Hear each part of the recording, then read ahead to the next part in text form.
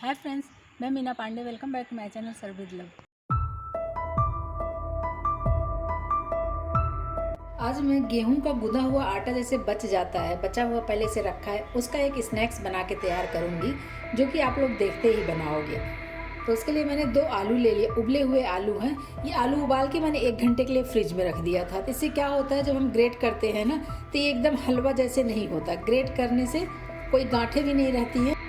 आलू को मैंने छील लिया। इसको उबाल के मैंने फ्रिज में रख दिया था ताकि थोड़ा एक कड़ा हो जाए। इससे क्या होता है कि जब हम आलू का पराठा या कोई भी चीज़ बनाते हैं ना, तो आलू पानी नहीं छोड़ता है, पानी पानी नहीं होता है। नहीं तो कोई कोई आलू होता है उस पानी पानी सा होता है ना, तो गीला हो जाता है। तो उसके लिए बेस्ट यही होता है, आलू उबालने के बाद 1 घंटे के लिए फ्रिज में रख दें, तो आलू हमें बहुत अच्छे तरीके से मिल जाता है। कि आलू को मैंने ग्रेट कर लिया। ग्रेट करने से एक ही अच्छाई होती है कि इसमें कोई लम्स वगैरह नहीं रहता, मतलब कि कोई गांठें नहीं रहती है।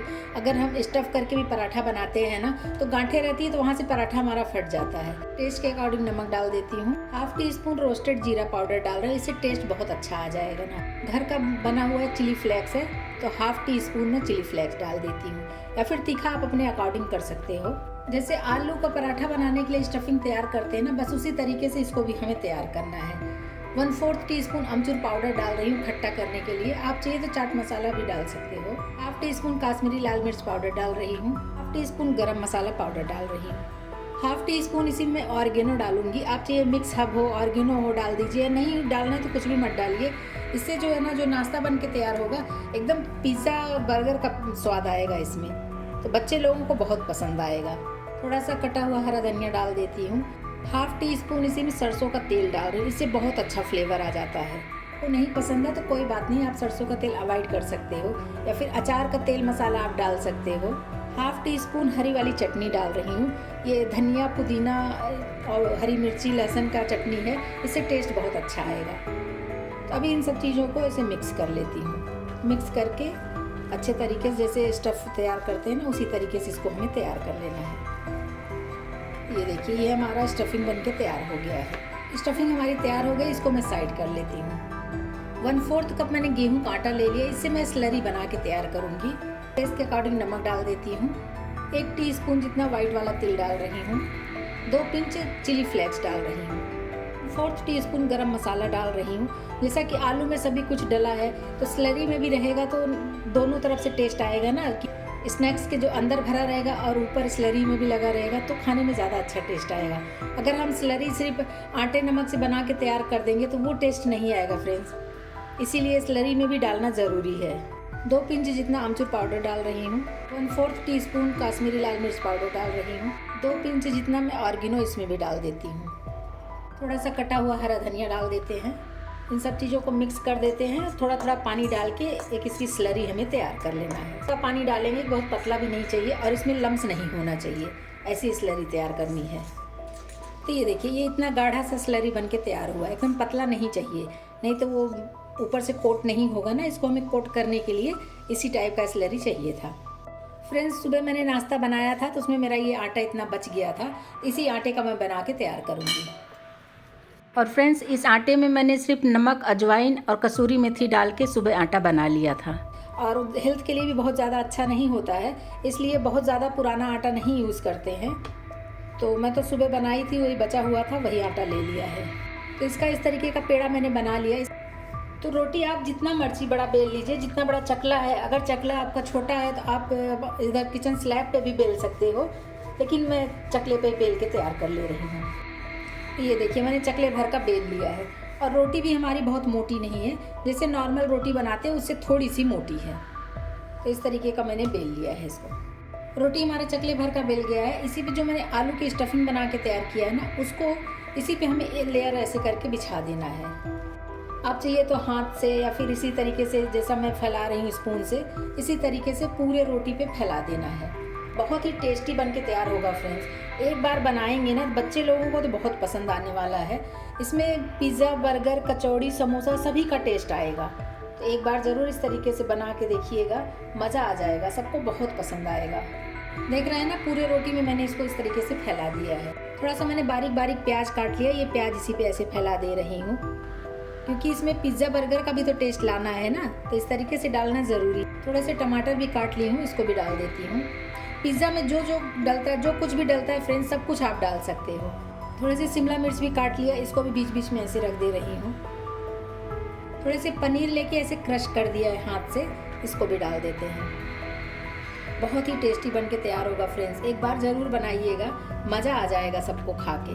ऊपर से थोड़ा सा कटा हुआ हरा धनिया डाल देते हैं और हाथ की मदद से इसको हल्का सा ऐसे प्रेस कर देंगे तो जो आलू डला है ना, उसी में सब कुछ ऐसे प्रेस हो जाएगा, तो ये निकलेगा नहीं। ये देखिए कुछ इस तरीके से।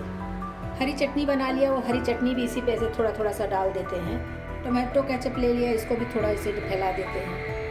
ये सभी कुछ तो इसमें डल गया है। अभी इसको हमें काटना है, इस तरीके से मैं काट लेती हूँ। ये ऐसे पतले पतले से काटेंगे, मैं आपको उठा के दिखाती हूँ। ये देख रहे हैं ना साइड का, और इसको हमें ऐसे रोल कर लेना है, दबाते हुए हमें रोल करना है।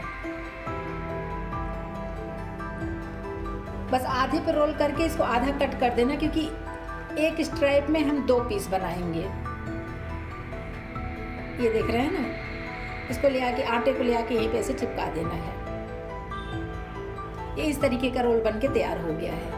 बहुत ही टेस्टी बनता है फ्रेंड्स, इसी तरीके से बनाएंगे ना सबको बहुत ही पसंद आने वाला है। तो इसी तरीके से काट काट के स्ट्राइप्स में बना लेती हूँ। 2 पीस तो मैंने बना लिया, इसी तरीके से बाकी के भी काट काट के बना लेती हूँ। जैसे कि एक काट दिया है, इसको बीच से कट करके एक में 2 बनाऊंगी। बस इसी तरीके से बनाते जाएंगे, बहुत ही टेस्टी बनता है फ्रेंड्स। एक बार बना के तो देखिए। ये देखिए थोड़ा टाइट ही हमें ये रोल को हमें टाइट ही रखना है, इस तरीके से। देखिए ये रोल बन गया, इसको यहाँ पे ये लास्ट वाला ले आके ऐसे चिपका देंगे। देख रहे हैं एकदम भरे भरे से रोल है, बहुत ही टेस्टी बनेंगे। इसी तरीके के मैं सारे रोल्स बना लेती हूँ। तो ये देखिए फ्रेंड्स, मेरे सारे रोल बन के तैयार हो गए। इसी तरीके से जितने भी आपको बनाने हैं, जितने आटे बचे हों, इस तरीके से बनाते जाइए, सबको खिलाते जाइए। आटा भी आपका ख़त्म हो जाएगा और सबको खाने में मज़ा भी बहुत आएगा। तो जो मैंने ये स्लरी तैयार कर लिया है ना, तो स्लरी तो अभी यूज़ नहीं हुआ है, स्लरी को एक बार ऐसे मिक्स कर लेती हूँ। और जो मैंने ये बना लिया ना, ये लास्ट का जो आटा चिपका हुआ रहता है, इसी को थोड़ा सा ऐसे चिपकाते हुए बस इसको इसी में हमें डिप करना है। इसको ऐसे डिप कर देंगे, उसके बाद बस इसी से फॉर्क से या फिर हाथ से ऐसे उठा के ऑयल में डालते जाइए, फ्राई करते जाइए। आइए फ्राई कर लेती हूँ। कढ़ाई में तेल रख दिया है और देखिए मैंने चेक कर लिया कि तेल हमारा बिल्कुल परफेक्ट गर्म है। तो अभी गैस को बिल्कुल स्लो कर देती हूँ, क्योंकि तेल हमारा गर्म हो चुका है ना। तो बस अभी स्लरी में डिप कर करके इसी तरीके से इसको मैं फ्राई कर लूँगी। अभी के लिए गैस को मैंने स्लो किया है। जब सारे पीसेस डाल दूँगी तो तेल हमारा टेम्परेचर डाउन हो जाएगा ना, तो फिर मैं मीडियम गैस पे करके इसको फ्राई कर लूँगी। 3-4 पीस मैंने डाल दिया है, बस इसको खुल के मतलब अच्छे तरीके से फैल के मैं पकने देती हूँ। दूसरा बैच में बाद में डालूँगी और ऊपर से ऐसे हल्का हल्का तेल को मैं ऐसे उछाल दूँगी ऊपर, तो दोनों तरफ से ये पकता रहेगा। ये देखिए इसको मैं पलट देती हूँ। गेहूं के आटे से ये नाश्ता फ्रेंड्स बहुत ही टेस्टी बना है। मैं इसको फ्राई करके फिर आपको दिखाती हूँ। पिज़्ज़ा, बर्गर, समोसा, कचौरी, कुछ भी इसके आगे सब कुछ फेल हो जाएगा, इतना टेस्टी बन के तैयार होता है। इसको उलट पलट के हमें क्रिस्पी कर लेना है। देख रहे हैं फ्रेंड्स, गोल्डन होना स्टार्ट हो गया है, क्योंकि अंदर का जो भी इसमें स्टफ़ किया है वो सब पका हुआ है। जो आटे की रोटी है उसी को हमें पकानी है, तो उसी को क्रिस्पी करना है।